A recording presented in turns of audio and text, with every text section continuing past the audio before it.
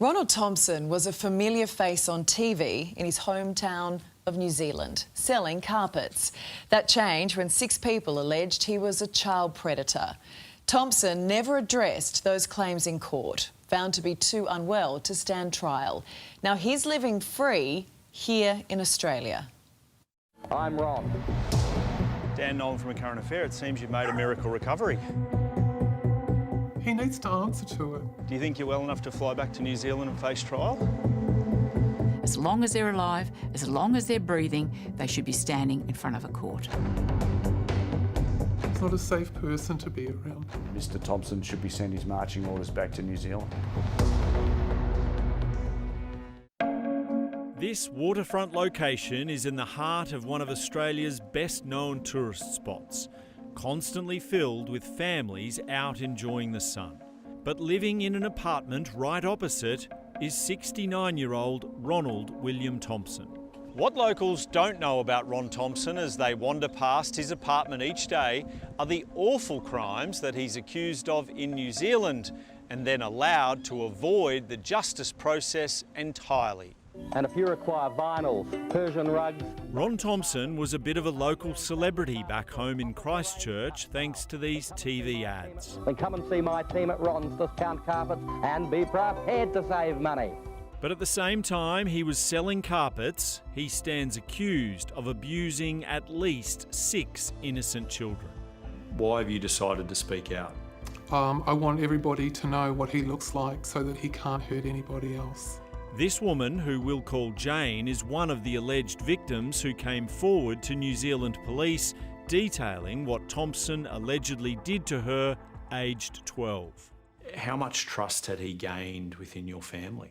Oh, a lot. He was in our home all the time. He was part of my parents' social circle. And what did he then do with that trust that he'd gained? Oh, he totally abused it and got away with it.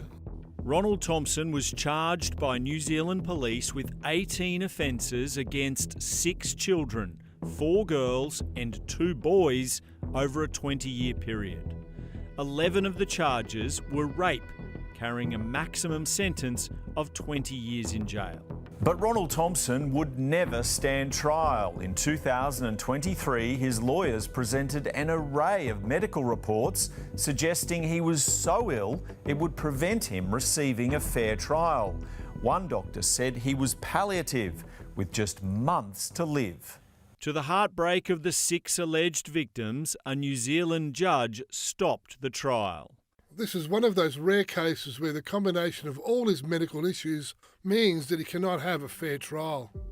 When he was finally charged, how did you feel? Oh, I was really relieved because I thought that he would have his time in court and he'd be put in jail. Then to see him cleared due to his health. I was so angry. You just feel like you're totally unheard. Ron Thompson's family tried to quell that anger by releasing a statement that he'd gone overseas to spend his final months in peace, and media coverage of the case had caused a deterioration in his condition. So imagine the shock when 2 months ago, Ron Thompson showed up alive and well in the Philippines, enjoying beers and smoking cigarettes 2 years after being palliative. I'm so angry and sad and disappointed. He's obviously not dying. And that's when we received a tip-off that Thompson might now be living in Australia, discovering him enjoying work drinks for the nail salon where his wife works, and then this mysterious figure taking pictures of passers-by outside his waterfront apartment on Queensland's Sunshine Coast.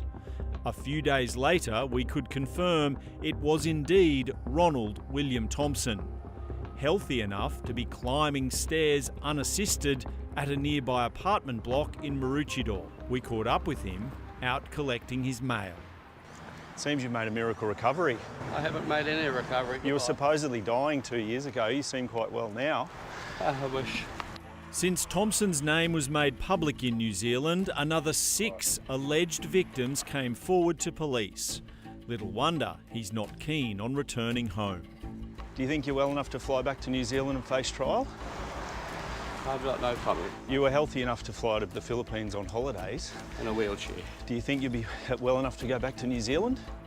Of course, there was no wheelchair needed as our cameras recorded the 69-year-old climbing a second flight of stairs unassisted, and a third flight as well, hopping in to a nearby apartment. Are you guilty of those crimes that you were charged over? 6 victims, alleged victims, boys and girls. Were they all making it up, were they? Thompson has previously maintained he is innocent of all crimes, but he declined giving any interview to police, so his version of events remains a mystery. If you were innocent, why didn't you stay and fight the charges to clear your name? Are you making a mockery of the justice system, Ron? Absolutely not. Can you see why people are unhappy? We don't want this man in Australia. Hetty Johnston is from Safeguarding Australia. An innocent man would be fighting like anything to clear his name, not to just slick off somewhere to go and hide. And that's what he's doing. He's hiding. It's very concerning that these allegations have been made against an individual who's effectively been able to escape justice in New Zealand and come to Australia. Andrew Wallace is a federal MP on the Sunshine Coast. He believes the Home Affairs Minister needs to step in. They should be acting under the character grounds under Section 501 of the Migration Act, and Mr Thompson should be sent his marching orders back to New Zealand. We've let him in this country unknowingly. It's not the country's fault, but he's here. We know that now. We need to make sure that there are no Australian children exposed to this man. How do you think the people of the Sunshine Coast would feel living near an accused pedophile?